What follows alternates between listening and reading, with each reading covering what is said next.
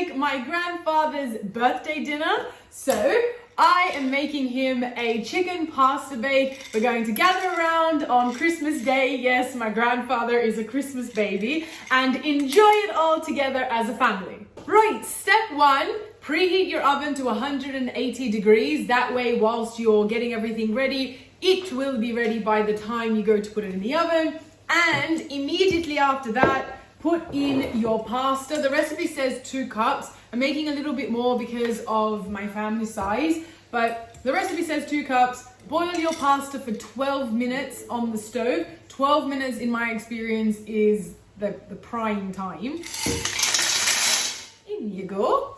And then we can come back to chopping the ingredients. Some Italian is probably going to tell me that I should have done that with cold water instead of hot water, but I'm impatient. Right, first up, onion. Make sure that you rinse your onion before you cut it. In my experience, it also helps.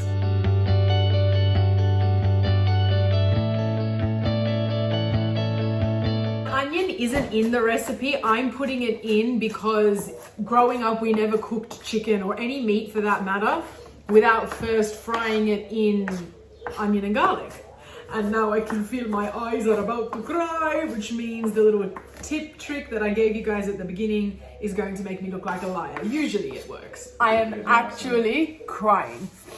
Like really, truly crying. Is it weird that I actually love cheese and onion? Yes, I'm still crying, but I actually love when I'm eating to just have a bit of cheese and onion like together, like a little sandwich, you know? Also, make sure that you're stirring your pasta in and around the 12 minutes just so that it doesn't stick together. Strain the pasta, leave it to one side. Olive oil, I only use olive oil on the pan. That was probably a bit much. Brown the onions. And now it's time to cut the chicken. In goes the chicken, and now it's time to fry it up with the onion. And now I'm just letting it simmer in these ingredients. Basically, any of these to taste. I put in some vegetable stock, some salt, pepper, minced garlic. Nobody judge me, I didn't have time to mince it myself first, and some oregano. And I'll just let it simmer in there for a few minutes before I start to add the rest of the ingredients. And now it's time to chop up the leek and the mushrooms. You can chop them to whatever size you would like.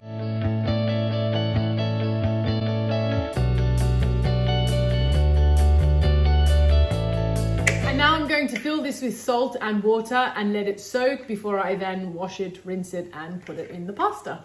And now it's time for the mushrooms. Once you've finished chopping up all your mushrooms, you can do whatever you like. I'm going to soak these in salt water again, just like the leek, and then rinse them, wash them, rinse them, strain them, and then put it all together in the pot before I then mix it up with the rest of the ingredients. Leek is washed, and now I am going to put it in the pot.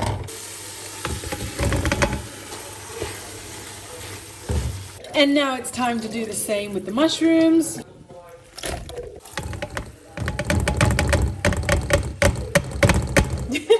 I do not recommend trying to film and cook with just your 2 hands. You definitely need somebody else or a tripod, something. And now I'm just going to mix it all in. Let that simmer for a bit. Once your veggies are cooked, they should look sweated if you like this. Then it is time to add in the sour cream. Mix the sour cream in. I've added about 500 grams, I think it was. I'll put the ingredients list, like the amounts and all, in the description box down below. But I've essentially got 2 chicken breasts, 1 leek. I think it was about a handful of mushrooms. Maybe there were about 6. The spices that I told you, cooking it in the onion, and then and garlic. And now I'm just mixing it in with the sour cream, and then I'm going to add the pasta. Now the recipe says to pour the chicken mix on top of the pasta in the baking tray, and I did that the first time I made this, but I didn't find it as effective when mixing it in like this. So Now I've just decided, and if anybody actually looks at the original recipe, which I'll also put down below, I haven't stuck to it. I never tend to stick exactly to a recipe unless it's like with sweets. So essentially what I'm doing now is mixing in the pasta on top of everything else. Once it's all appropriately, or like properly, I should say, mixed in together, then I'll pour it into the baking tray.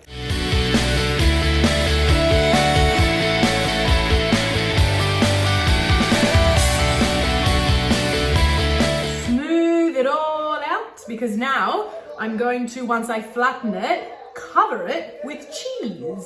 It wouldn't be a pasta bake without cheese. Right, now for some shredded cheese. Sprinkle on top. If my dad were here, he'd say smother it, pour it.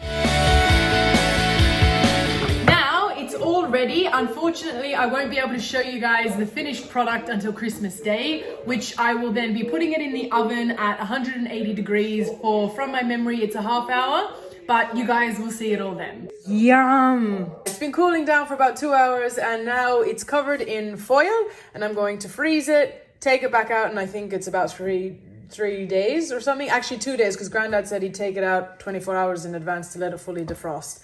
That way we don't have any frozen bits when I cook it. Take it out in about 2 days and then we will feast on the... I'm so tired, I can't even talk anymore. Feast on the masterpiece, I hope. Okay, time to turn the oven on. 180, just let it preheat for a little bit. Right, I left the oven preheating for about 15 minutes. I think I told you guys at 180 set for bake. Now it's time to cook Grandad's birthday dinner. I'm really hoping that it's defrosted. And now I'm going to put it in for 20 to 30 minutes. All right, it's almost ready. It's been about 15 minutes. Okay.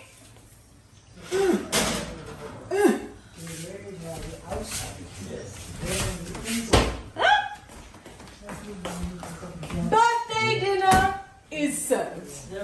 Yo! Can you hear that sizzle? I love a good pasta bake. There we go. No. Birthday dinner. Thank you. Enjoy!